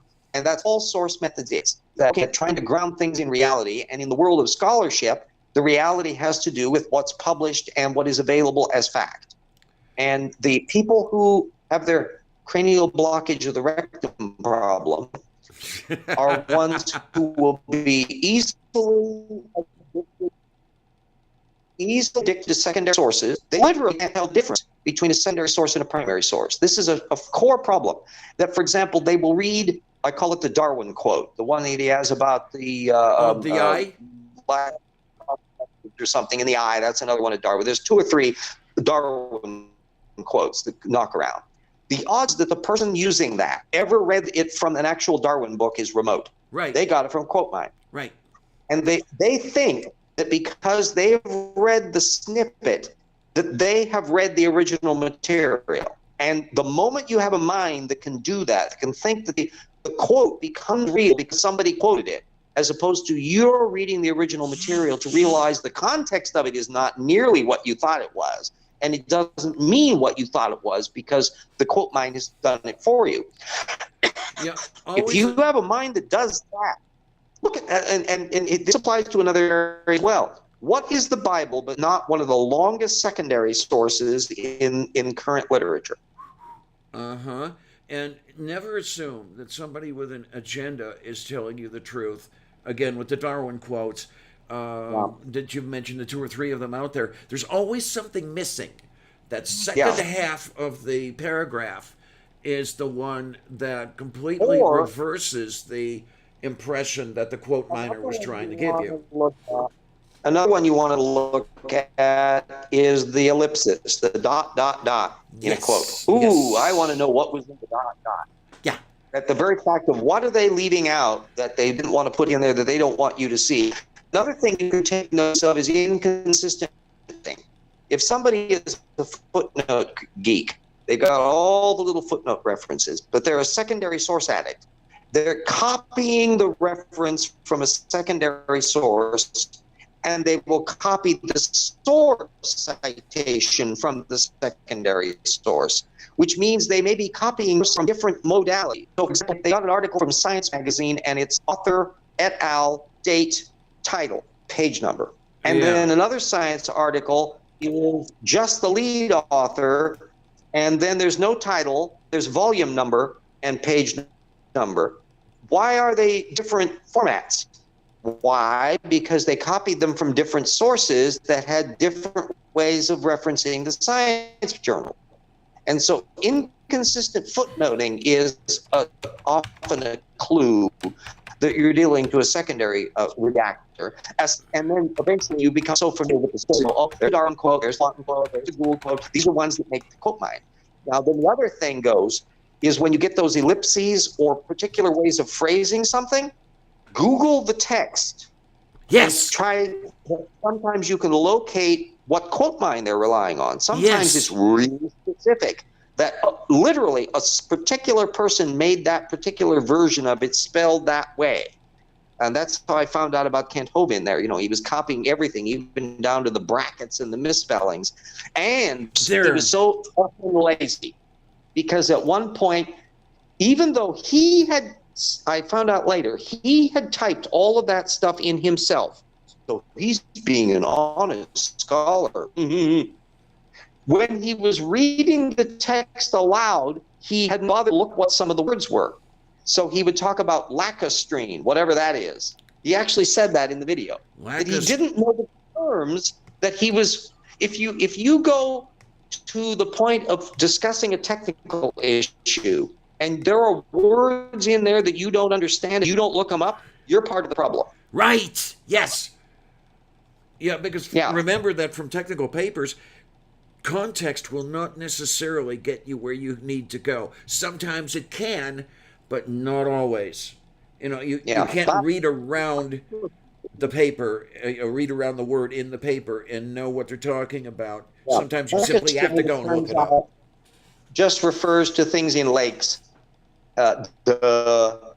But remember, the technical literature, they have the reason why they use technical terms is that it's a shorthand for very specific things. Yes. And you want to see, if you think lawyers talk in jargon, you should see geologists. If you ever have a chance, if there's local geology go around, and there are quite a few in Spokane, and so I bump into a lot of different lectures and stuff because there's the Columbia basalt and the Missoula floods and that, and there's a lot of cutting edge stuff that's being done. So it's like I'm at Flood Central on that. It's absolutely delicious. Anyway, you see these meetings. They're casual meetings. They're in bars when they'll have these little club meetings.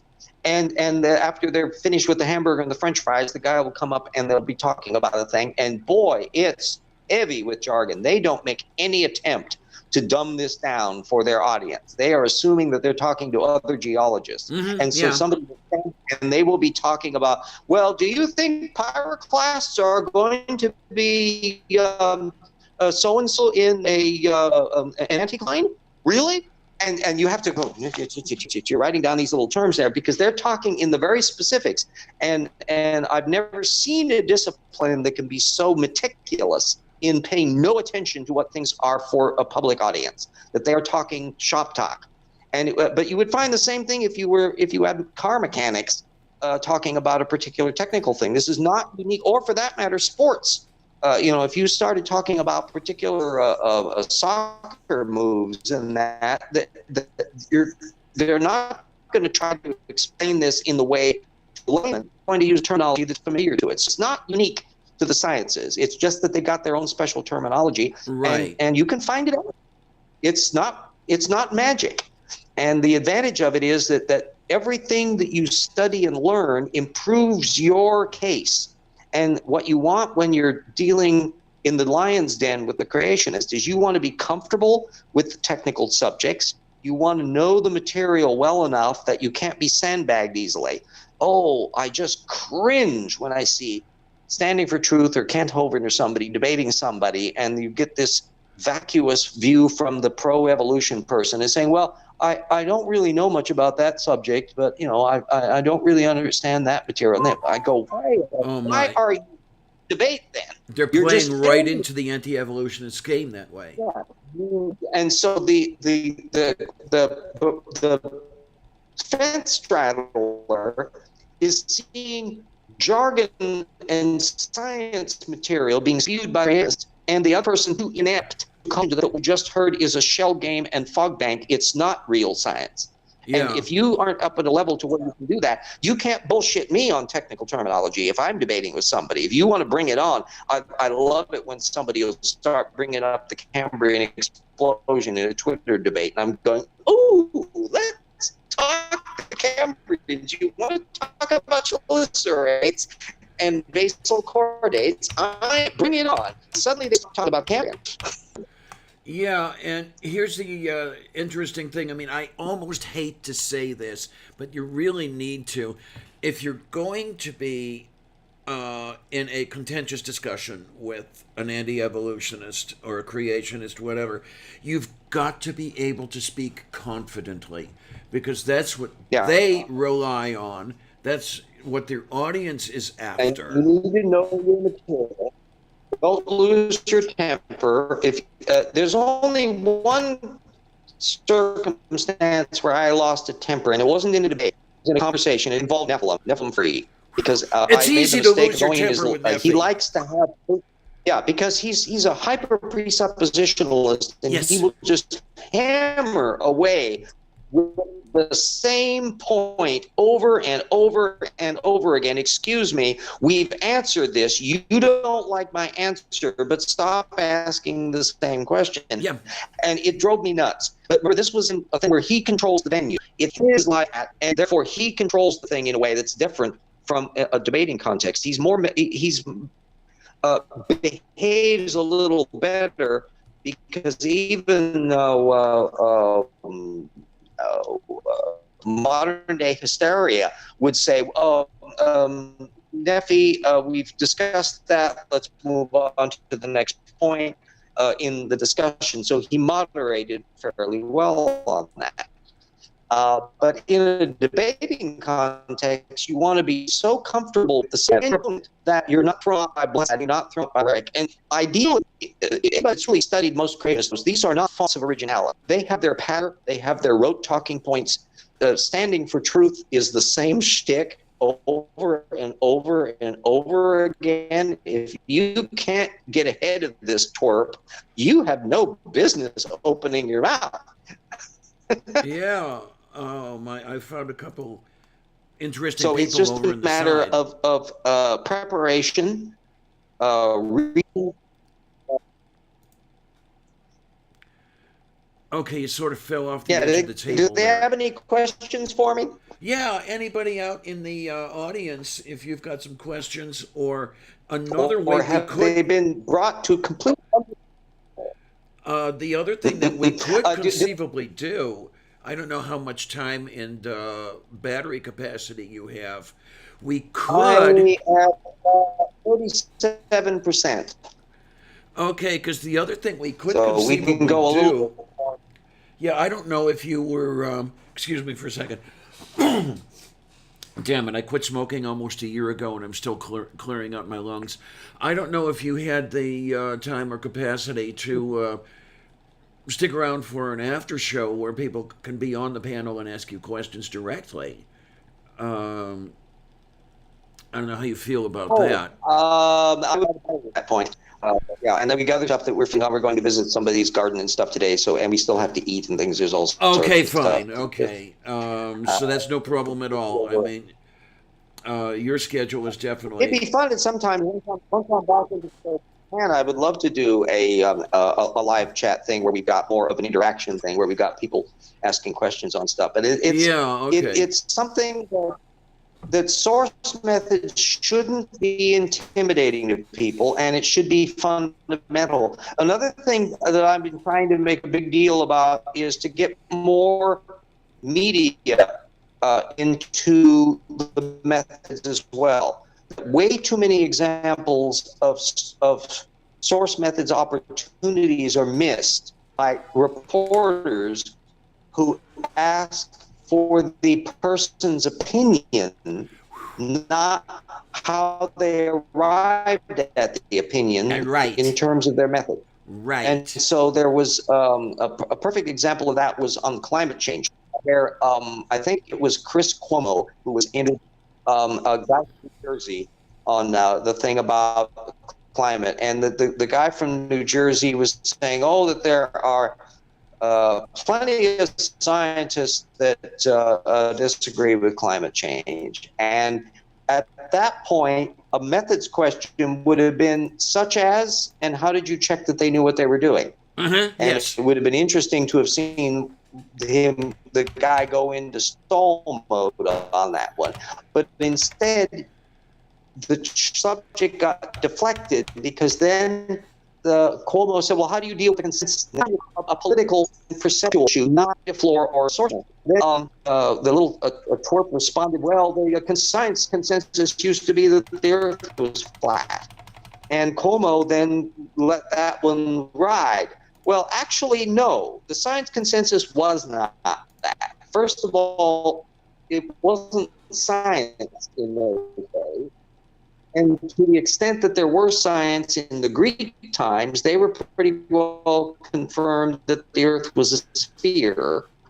And so the flat Earth thing was kind of an odd one that was retained in by some Bible believers, Cosmos Indopleustes and a few people like that in the 4th century. But basically, it just got everyone went Aristotle. So the guy was even wrong on that he misunderstood it. But Cuomo wasn't eating the source methods, right? If someone makes a statement about something, then you should say, there's a creationist that tried to get some stuff in a committee in the state legislature here in Washington, and therefore, as a citizen of Washington State, I had every right to ask him, where are you getting your stuff from? And he sent me his data, which was a mimeograph sheet of anti-evolution claims, not a source among them. Wow. And that was a perfect measure of the complete ineptitude of this little guy, that he didn't have any clue that a text string making an assertion is not data.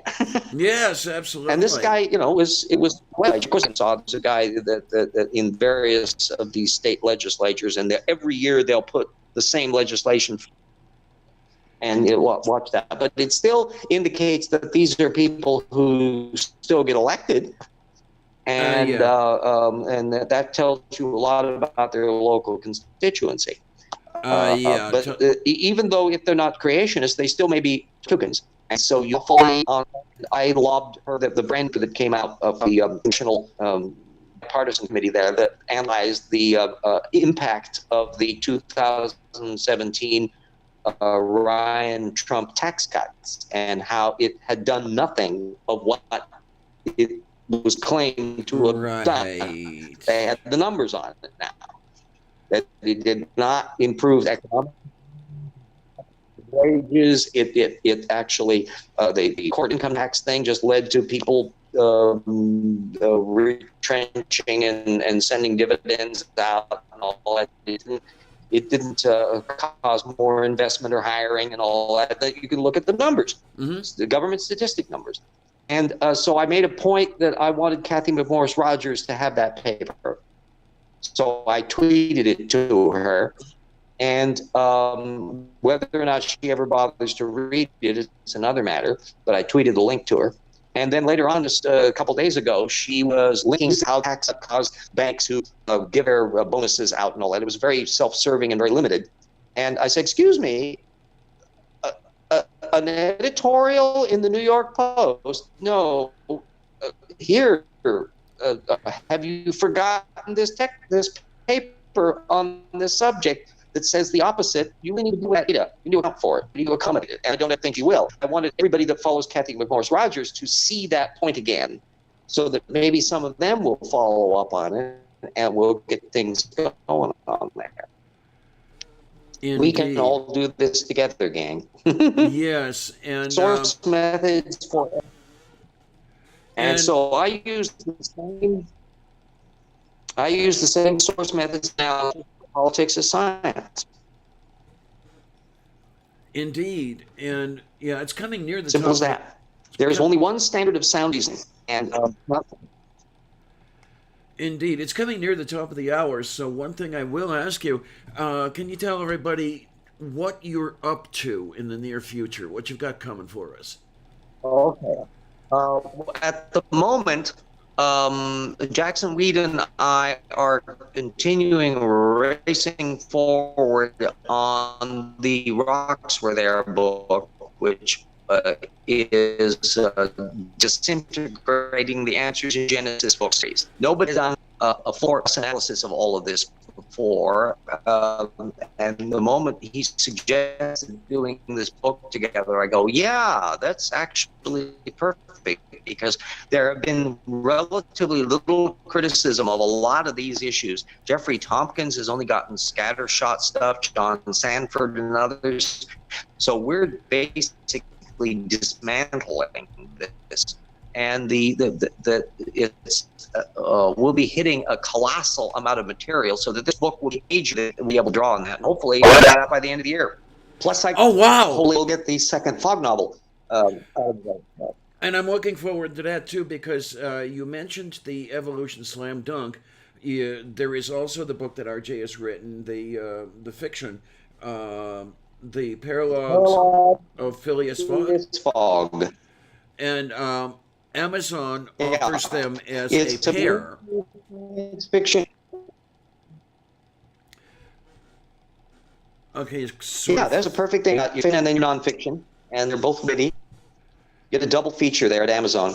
Yeah, I've got the link to Evolution Slam Dunk in the description here, and on that particular page, there was also down near the bottom the get the two in one order, and then Phileas Fogg was there. So, if you like mystery, science fictions, historical fiction, Jules Verne, any of the above, you can find it all in one package in the Paralogs of Phileas Fogg. And as it's I say, a mystery science fiction retelling of around the world. Yeah. Plus, it's like Visit 1872. I did a lot of my main area is I'm a historian. So other than the fictional elements, the steampunky science fiction-y things, literally everything in the book relating to the background history of the period is correct. So even in San Francisco, I pile up of research. There was a scene in the original book where Passepartout is set off to buy guns in San Francisco. And that they also, Fogg and Mr. Fix's suits were ripped in this melee, this political melee. And so they had to go get some tailoring work done in a hurry. Verne never bothered about it. It was the details. It just ended up. And I thought, where do you find a gun shop in San Francisco in 1873? Were they like Starbucks at every corner? Or how common were they? And also, where did you find a tailor in San Francisco? How many of them were there? Where would you go? Well, as it happens, San Francisco had a business directory. So I downloaded the 1872 business directory for San Francisco, and I know every single shop, every single gun store. I had ads for the door. When they go to Clabro Brothers on Montgomery Street, that when I talk about the guns that are sold there and all that, that's actually true because I've seen their ad. And in the tailor shop, that's also one. It's just slightly down the block there on Montgomery, so it all fits into the actual plotting of where the story took place in the original Verne novel. Talk about source methods. Yeah, I love that. And it was and things that I found out because I had to track down. I finally found a period after the 1706 era, so I knew all about that from the earthquake times. But San Francisco 1872 is not 1906. Right. And it turns out the physical layout of the city has changed. All of the material that when the ship that they arrive, the General Grant will dock on a pier that in 1906 is landfill business district. That whole area was different in 1872, and then when they take they have to take a ferry boat. The Passport 2 is looking around for where the tracks are. We're supposed to be on a train. Where are the tracks? We're on a track. Pick up. Well, it's even more interesting than that. I discovered that in 1882, and this was the case down into the 1890s, but gone later, that the ferry didn't go to Oakland. It went out to the middle of the bay where there was a 2-mile-long spit of land that they had built out into the bay for the trains, and ferry boats built around it. So all the boats would come in from New San Francisco and Sausalito, and they would dock on this spit. And that's where the train backed out onto, and that's where you actually boarded the train to the Pacific Railroad. And all that was gone back in. That there was a world I didn't know existed in 1872. So when you arrive in San Francisco in December of 1872, it is the truth of what San Francisco was like in 1872 in terms of how warm it was and where the train stations were and where they were buying tickets from, and the where the bank was that you stopped to get money from, and where the trolley cars, they don't have any they don't have any cable cars yet. They haven't even built the first cable car in 1872. Oh my! So it's a very different world than what we're used to. And Verne even got some of the facts wrong. He talked about the damned tall tower of their city hall. Of that was the famous city hall that was built over years and years. It was Mr. Graft's Central, and it was the one that fell apart in 1906 during the earthquake, but it was not built as of 1872. They were just starting the foundations on it in 1872. So this was a goof in the original Verne novel. He was relying on an artist's conception, and he must have jumped the gun in thinking that they must have built the thing by then, but nope. They wouldn't even start on it until the later 1870s, and they built it for years and made graft on it because this was a corrupt administration of San Francisco. The Paralogs of Phileas Fogg, and then by Evolution Slam Dunk as your double feature. Oh my! Wait a minute. There we go. Now I got my mute turned back on because I needed to cough there for a minute, and I didn't want to blow everybody's ears out. Yeah, the Evolution Slam Dunk, definitely, guys, get that, and I'm going to get it for my birthday. Really, I am. That's coming up in mid-July, and I'll be. I'm very proud of it. Or I'll tell you what. If anybody, I'll put out a shameless plug here. I'm proud of all my rounds. If anybody wants to pick it up for me, I'll put out my Amazon wish list, and somebody could send it over as a birthday gift. How's that sound? But I definitely. The advantage that I've got over some. If you look at Jerry Coyne's books and others that he's written, critical creationism, they're very general. They're talking about it from a philosophical point of view. They do bring up some science data. I'm coming at things from a source methods direction, which is how does the anti-evolutionist construct their argument? What sources do they rely on? Do they play fair with their sources? Are they avoiding data field? And the answer to all of those questions is they're terrible scholars. They're misrepresenting their sources of their own cited stuff. They're missing 90% of the data field. And in the case of the reptile mammal transition, for all practical purposes, they're missing 100% of the data field. And so you'll find out about why we look the way we do, why our backs back hundreds of years, and we've got the fossils to prove it. Mm-hmm. And everybody should know about that. Everyone should know about propagnathids and cynodonts and all of this bunch there. They look kind of like little rat-like things, mouse-like critters most of the time, but they're the story of how we developed from the therapsids over a course before the dinosaurs. And full-blown mammals are on the scene by the time the earliest dinosaurs are appearing in the late Triassic. And they were originally the dominant form. Everybody knows one of them, Dimetrodon, the one with the little fin back that shows up in the dinosaur movies and dinosaur collections all the time. Yeah, that's a synapsid reptile. That's on our side of the fence. That's one of the cousins of us in the synapsid line. And I go into all of that grisly tale in Evolution Slam Dunk. You get your money's worth out of it. It's 2,300 sources in it. Yes. The bibliography in small print runs 100 pages. Start with Aaron Ra's systematic classification of life, but and then rocks over there will be just as well documented. That's going to be a kick butt work where creationists will be.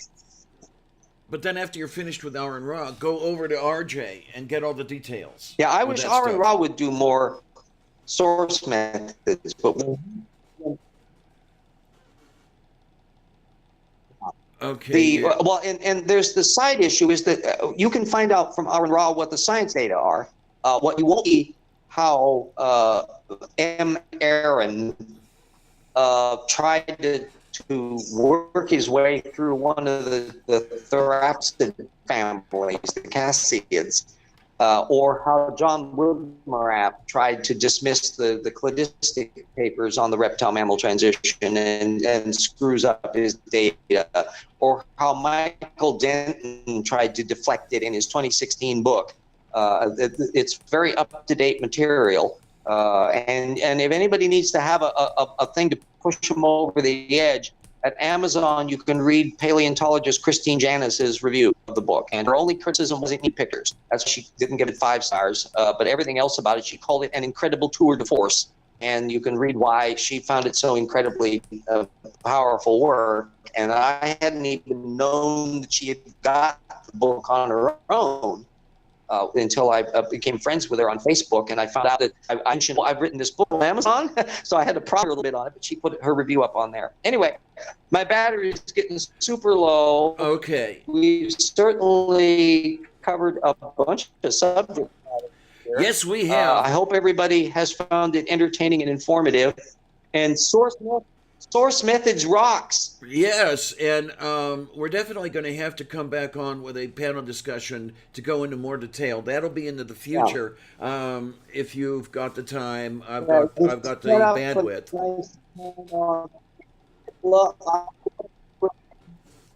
I love to discuss how things, and I want to diffuse that source issue. Don't be intimidated by it. Sources are your friends. Sources are the way you understand things. Everybody uses source methods in some way or other in areas of their specialty. They just may not think of it in those terms. Right. And I want it to become the standard operating procedure because stupid people can't play this game. And if you force them to, they have to shut up. Yes, indeed. So I'm going to thank you extremely much for coming by, because this has been a wonderful 2 hours, and I have no qualms at all about going past my usual time because you are such a good communicator here that it's definitely worth it. Now let me get. Oops, I see what I did. Okay, what I'm trying to do right now is get the after show link going here because I had something. Yeah, Because even because though you I've been, cannot be I've been around, home on my computer. If I've been home on my computer or had my more battery stuff and all that, I've been delighted to join you on that, but I got to beg off. yeah, I mean that's not a problem. I know you've got things to, you've got what is it, things to see and people to do. But I'll have some of the folks on. I'm not at 11 o'clock. Yeah, it's yeah 11 o'clock where you are, and as you said, I think you wanted some. I think you wanted some lunch. So thank you for having me on, and I'm going to hit my little bye-bye button here. We'll see Alrighty. you in due course. Okay, thank you so many much for coming by. Really, I loved every minute of this, and I guess next. If I don't see you before then, I guess I'll be seeing you the coming Friday, right? Yeah. Yeah. And And yeah, and set up I think a nice chat with people and talking about stuff. Anybody that really wants to dive into this matter, or they have questions for me, they're curious about that. I think I'll be excellent. Bye. alrighty, and thank you extremely again. And take care, RJ. And I'm going to say I've got the after show link over in the side chat. And what I will do is anybody who wants to come on in, throw something in the side chat and say, me, one of those deals, and I'll pick up your Twitter link or something like that, and I can send you a link to come onto the panel, and that'll be a beautiful thing there. And if you're, let's see, are you still around, RJ? If you are, thank you. If you are not, thank you. And okay, let me go hit the little girl's room, and then I'll start distributing links to come on in. And I will say until then, thanks a lot, troops. See you on the other side.